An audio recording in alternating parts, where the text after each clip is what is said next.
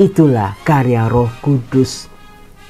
Kita nggak sadar tadinya, kita nggak memahami awalnya, kita nggak ngerti. Kalau hidup cuma, wah kenapa aku susah, kenapa aku jatuh, kenapa aku bangkrut, kenapa aku harus berpisah. Nggak selesai-selesai saudara-saudara. Maka mohonlah roh hikmat, roh pengenalan akan Allah, roh takut akan Allah bekerja dalam diri kita. Salam damai sejahtera saudara-saudaraku yang terkasih pencinta firman Tuhan. Berjumpa kembali dengan Bible Learning with Father Joseph. Saudara-saudaraku yang terkasih, bagaimana kabar Anda hari ini? Saya berharap, saya berdoa menjelang kita menerima Roh Kudus pada hari raya Pentakosta, kita betul-betul membersihkan diri kita. Jaga dari hal-hal yang kotor, pikiran kita, mulut, telinga, mata, hati dan perasaan dan tingkah laku kita. Jangan sampai ada hal-hal yang mengotori, supaya Roh Maha Suci, Roh Maha Kudus boleh berdiam dalam diri kita, bekerja secara luar biasa, mengejutkan dengan cara-caranya yang ajaib. Saudaraku, besar harapan saya sebelum Anda betul-betul merasakan Roh Kudus di hari raya Pentakosta, Anda tahu cara mainnya Roh Kudus bagaimana. Bagaimana Roh Kudus mengarahkan. Bagaimana Roh Kudus membuka mata pikiran kita. Dari hal-hal yang tidak kita mengerti, sekarang jadi terang benderang.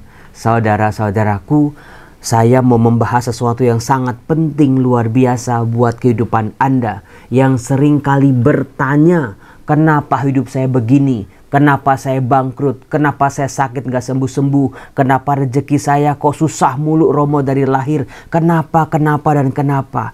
Semoga dengan renungan hari ini betul-betul ya Roh Kudus, Roh hikmat, Roh pengenalan akan Allah membantu kita memahami, membuat kita kuat kembali. Supaya besok ketika Pentakosta, ketika Roh Kudus tercurah atas kita, kehangatannya terasa, ada kuasa yang membakar kembali semangat yang mungkin sudah lama loyo. Hidup yang begitu-begitu aja, nggak ada harapannya sama sekali. Pokoknya rugi kalau Anda nggak nonton video ini sampai habis. Tapi sebelum saya membahas Kisah Para Rasul bab 28, akhir dari Kisah Para Rasul, Injil Yohanes bab 21, juga akhir dari Injil Yohanes, izinkan saya untuk menyapa dulu para pelanggan-pelanggan baru. Ada banyak nih, luar biasa. Terima kasih. Banyak yang sadar ternyata bisa ikut berlangganan. Ada Francisca, ada Empuk Manis, ada Diana Mota, ada Olivia Widyastuti, ada Alex Susanto, ada Juan Andre, ada Meisiska, ada Cimala Kaktus, ada Anthony Samuel, ada Juliana Siburian. Terima kasih buat para pelanggan yang namanya belum sempat saya sebut sekalipun. Terima kasih karena support Anda sangat membantu program-program pelayanan Rumah Teduh Suryo oleh Bible Learning with Father Joseph ini. Nanti saya ceritain bagaimana ternyata support Anda memang tidak main-main. Saudara-saudara, dari Kisah Para Rasul bab 28, yaitu akhir dari kitab Kisah Para Rasul dan juga akhir dari perjalanan Paulus yang diceritakan di kota Roma. Kalau Anda baca saudara-saudara, kitab ini sangat menarik. Paulus pergi ke kota Roma. Ngapain Romo? Holy Door Romo? Jubileum, pintu suci Romo? Bukan. Kalau Anda menyimak video-video sebelumnya, kalau sebelumnya Paulus di penjara di Yerusalem, dia dipersalahkan oleh orang-orang Yahudi, orang-orang sebangsanya. Di situ, bayangin saudara-saudara, Paulus dihadapkan pada Gubernur Festus, Gubernur Felix, Raja Agripa, tapi kasusnya deadlock, mentok, karena tidak ditemukan kesalahan yang dilakukan oleh Paulus, sementara orang-orang Yahudi ngotot abis Paulus harus dihukum. Maka Paulus naik banding ke Roma. Bayangin saudara-saudara, rencana awal Paulus ke Roma untuk naik banding ke hadapan Kaisar. Artinya kasusnya tambah berat, kasusnya tambah complicated, Karena ini kaisar penguasa dunia pada waktu itu. Mulanya seperti itu, mau naik banding. Tapi apa yang terjadi? Ketika sampai di Roma, Paulus tidak dipenjara, tapi boleh tinggal. Sambil nunggu nih kasusnya diangkat oleh kaisar, dia tinggal di rumah yang disewanya sendiri selama 2 tahun. Waduh, Paulus tinggal di Roma 2 tahun. Romo Yosef dulu 4 tahun. Lebih lama saya ternyata. Tapi saudara-saudara, meskipun cuma 2 tahun, tapi luar biasa. Dikatakan di ayat 30, 2 tahun penuh Paulus tinggal di rumah yang disewanya sendiri itu.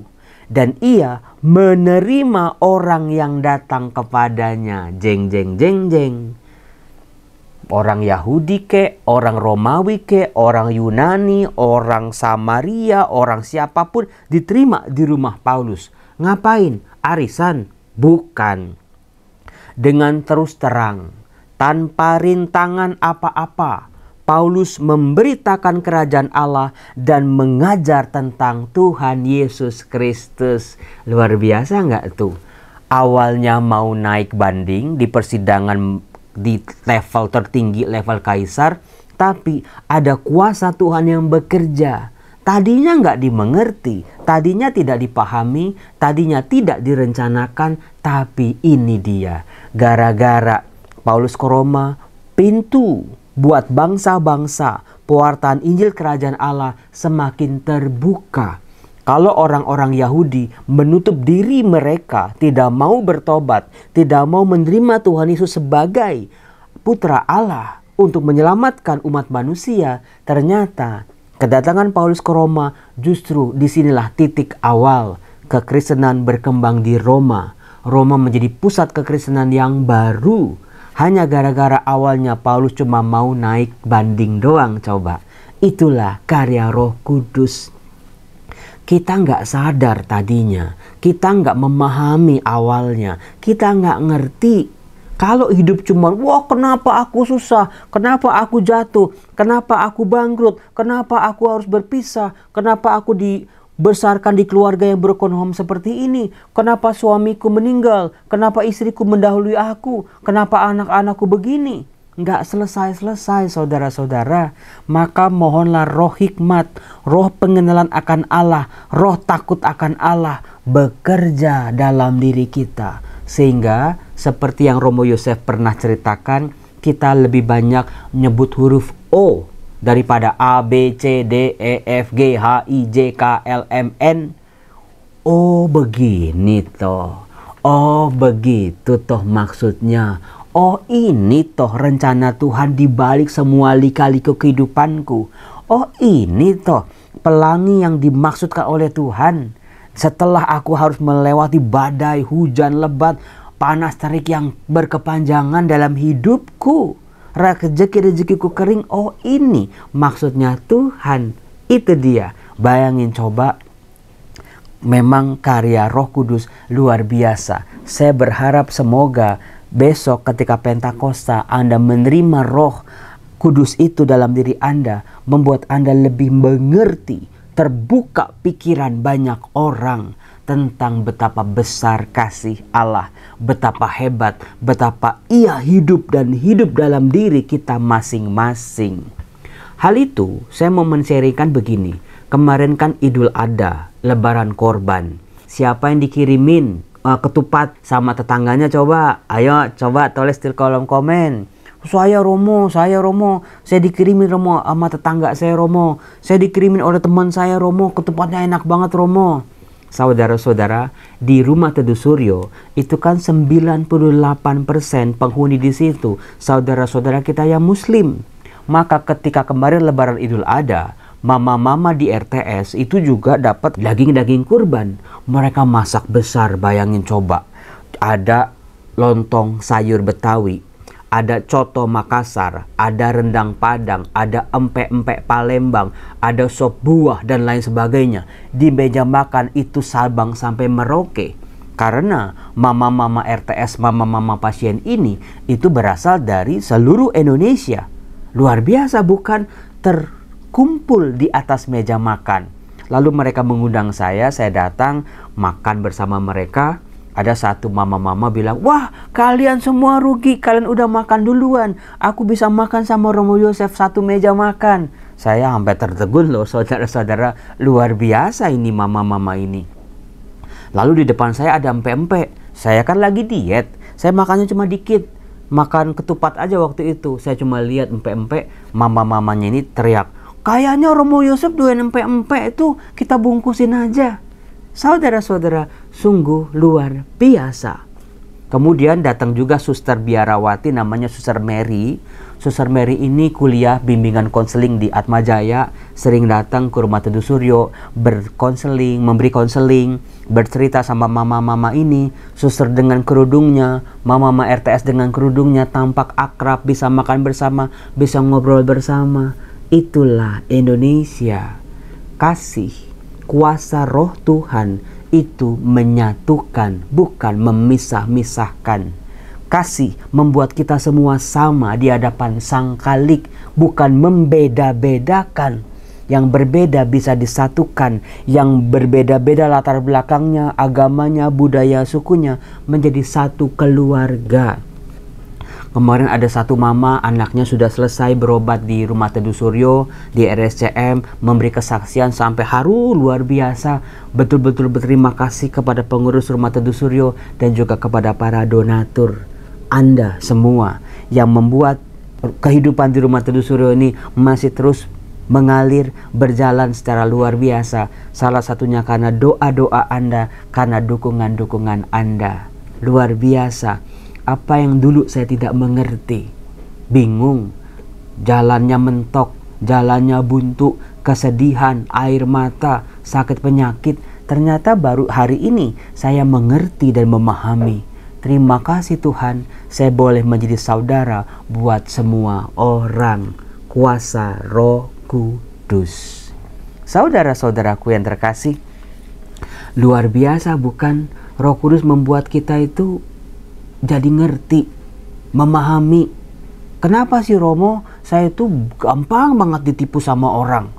Misalnya ya, gampang banget Romo. Biarlah Roh Kudus bekerja dalam diri kita. Kalau Anda punya teman, sepanjang Anda berteman dengan dia, yang diomongin adalah kejelekan orang terus. Musuh bersama ya, public enemy, dijelek-jelekin. Tinggalin saudara-saudara. Betulan, siap tinggalin. Karena bisa jadi ketika Anda tidak duduk bersama-sama mereka, giliran Anda yang diomongin. Siap-siap aja.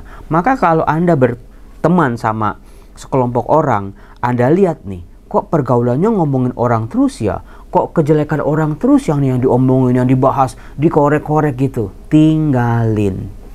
Ya Roh Kudus, buat aku punya keberanian untuk meninggalkan pergaulan-pergaulan yang buruk. Maka kalau Anda cari teman, cobalah.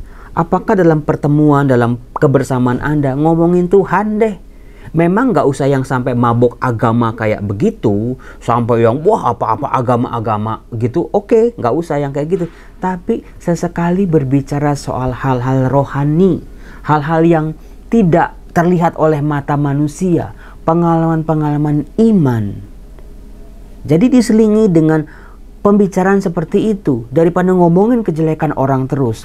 Lalu juga coba apakah dalam pergaulan itu berbicara soal juga harapan, ada masa depan, ada kebaikan, ada kasih yang juga muncul dalam pembicaraan-pembicaraan Anda. Kemudian juga bagaimana soal rezeki. Memang nggak perlu semuanya cari duit. Kita diajak ketemu tiba-tiba dia agen asuransi misalnya. Tapi apakah ada keseimbangan dalam pergaulan Anda? Ngomongin Tuhan, halal rohani, yuk kita sekali-sekali ke Porta Santa yuk. Yuk kita ziarah sekali-sekali yuk. Jangan makan terus. Ya boleh-boleh, tapi seimbang. Tentang harapan, tentang masa depan, tentang pekerjaan, tentang rezeki, tentang kasih dan kebaikan, tentang pergumulan hidup. Nah, itu. Maka ya Roh Kudus tuntunlah aku supaya aku bisa memutuskan, bisa melihat bentuk aslinya orang-orang tuh kayak apa sih, termasuk orang-orang terdekat kita. Jangan-jangan selama ini kita cuma diperalat saja. Jangan-jangan kita selama ini cuma dimanfaatin saja. Saudara-saudara, hati-hati, minta terang Roh Kudus. Nah, kemudian dalam bacaan Injil saudara-saudara, itu Yohanes bab 21, bagian akhir dari Injil Yohanes. Ada sebuah ayat, tepatnya di ayat 25, yang saya yakin Anda pasti pernah mendengar, pernah baca, bahkan hafal. Dikatakan oleh si penulis Injil Yohanes, memberi kesaksian seperti ini. Masih banyak hal-hal lain lagi yang diperbuat oleh Yesus. Tetapi jikalau semuanya itu harus dituliskan satu persatu, maka agaknya dunia ini tidak dapat memuat semua kitab yang harus ditulis itu. Ini ayat ini cocok sekali buat Anda yang seringkali nanya, Romo itu kok nggak di kitab suci nggak ditulis Romo? Tuhan Yesus waktu umur setelah 12 tahun sampai sebelum tahun 30 tahun itu ngapain aja? Kemana aja misalnya? Romo kenapa Romo? Tuhan Yesus kok diceritainnya kok cuma sedikit? Saudara-saudaraku, penginjil Injil Yohanes yang kenal langsung dengan Yesus berkata apa? Masih banyak hal-hal lain lagi yang dikerjakan oleh Tuhan Yesus. Penginjil Injil Yohanes mau mengatakan bahwa apa yang dia tulisnya ini dirasa cukup untuk membantu para pembacanya memahami, mengenal, melihat karya Allah dalam diri Yesus Kristus, membuat kita percaya bahwa kita ini adalah anak-anak Allah yang ditebus dengan darah anak domba, bahwa kita sudah didamaikan oleh Allah, bahwa terang telah hidup tinggal dalam diri kita, dalam dunia ini, bahwa kita diutus untuk menjadi murid-murid Tuhan, untuk bergantung padanya apapun keadaan dan situasinya. Saudara-saudara, semoga dengan kalimat masih banyak hal-hal lain lagi yang dibuat oleh Tuhan Yesus, saya percaya bukan sekedar apa yang diceritakan oleh Matius, Markus, Lukas, Yohanes, tapi sampai hari ini gereja didampingi oleh kuasa kasih Tuhan yang bangkit ini. Sepanjang ribuan tahun sampai hari ini, Tuhan Yesus juga melakukan hal-hal besar dalam kehidupan masing-masing dari kita, dalam diri saya dan juga dalam diri Anda. Tinggal bagaimana kita mau diterangi oleh kuasa Roh Kudus, membuat kita bisa melihat Tuhan masih hidup, Tuhan masih bekerja sampai saat ini buat saya dan juga buat Anda dan juga buat mereka. Maka mintalah terang, hikmat Roh Kudus, pengenalan akan Allah, roh takut akan Tuhan, roh kebijaksanaan, supaya kita pelan-pelan. Saya yakin, ini yang saya sedang gulati saudara-saudara. Saya sudah kuliah sampai S3. Saya sudah mengajar lebih dari 12 tahun soal firman Tuhan. Sudah 5.000 video saya buat di channel Bible Learning ini di YouTube. Tapi setiap saya membaca firman Tuhan, meskipun teks itu sudah pernah saya baca, sudah pernah saya ajarkan, sudah pernah saya bikin videonya, selalu ada hal-hal yang baru, selalu membuat saya semakin percaya, membuat saya semakin mengerti cara mainnya Tuhan, karya keselamatan Allah buat diri saya, buat orang-orang terdekat saya, buat gerejanya, buat dunia ini, buat seluruh umat manusia dan seluruh ciptaan. Maka Injil Yohanes mau mengatakan, ayo dalemin dulu. Jangan sampai yang ada aja belum didalemin, dibaca utuh juga belum, dipahami juga kagak. Udah sibuk sama yang lain-lain, korek sana, korek sini, debat sana, debat sini. Gak bisa saudara-saudara. Iman, membaca firman Tuhan juga membutuhkan iman yang kokoh. Jadi sambil berjalan, pelan-pelan, pelan-pelan. Gak ada orang yang bisa mengatakan aku sudah sangat amat beriman. Kita gak ada saudara-saudara. Dibutuhkan rahmat kerendahan hati di sini. Kalau orang, Romo, udah saya baca kok semuanya. Udah saya pahami kok semuanya Romo. Saya mau tahu Romo sekarang di mana Yesus umur 15 tahun. Saudara-saudaraku yang terkasih, biarlah misteri ini menuntun kita. Pegang dulu Tuhan dengan kuasanya, membawa kita lebih dalam lagi, lebih paham lagi, lebih bersatu lagi dengan Dia. Apa yang tidak kita pahami, akan kita pahami karena semuanya ada waktunya. Saya bersyukur, saya nggak pernah membayangkan Rumah Teduh Suryo bisa sampai sejauh ini. Saya nggak pernah berpikir juga, kalau saya ingat kehidupan saya tahun-tahun sebelumnya, nggak ada harapan ketika sakit penyakit mendera. Tapi ternyata semua itu membawa saya pada pengalaman kasih Allah. Saya berharap itu juga terjadi dalam diri Anda, dalam diri keluarga Anda, dalam diri orang-orang yang Anda layani. Jangan pernah lelah berbuat baik. Terus tulus, tulus, tulus. Pemazmur bab 11 mengatakan, orang yang tulus akan memandang wajah-Mu ya Tuhan. Maka tulus aja jalanin hidup ini. Nothing tulus lah. Apapun aku jalani Tuhan, tugas seberat apapun aku jalani Tuhan, mau apapun masalahku aku tetap percaya, aku tulus, bukan ada udang di balik batu. Aku berdoa bukan karena ada maunya, aku berbuat baik bukan karena ada maksud lain selain memuliakan Allah. Apakah kita sudah tulus dalam hidup kita? Mari kita belajar, mohon karunia Roh Kudus. Selamat malam Mima, Romo, Cik Cindy, Cik Ijen, Cik Novi, Bu Ririn, dan semua pengurus RTS. Kami selaku orang tua dari pasien anak Syifa asal dari Purwodadi, Jawa Tengah, ingin mengucapkan banyak terima kasih kepada semua pengurus yang telah berkenan menerima kami di sini, memberikan tempat tinggal yang nyaman, dan memenuhi semua kebutuhan kami selama berobat di Jakarta.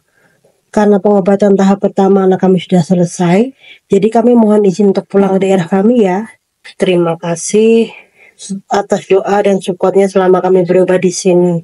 Mohon maaf apabila ada kata-kata dan perbuatan kami yang tidak berkenan di hati. Semoga RTS semakin berjaya, semakin maju, agar dapat membantu pasien lebih banyak lagi. Untuk Papa Mama RTS yang masih berjuang, tetap semangat ya. Terima kasih doa dukungannya kepada keluarga kami. Terima kasih sudah menjadi keluarga baru bagi kami. Dan satu lagi, terima kasih Pak Tasmin sudah mau direpotin mengantar dan menjemput kami di RSCM. Semuanya kami mohon izin pulang ya. Terima kasih. Wassalamualaikum warahmatullahi wabarakatuh.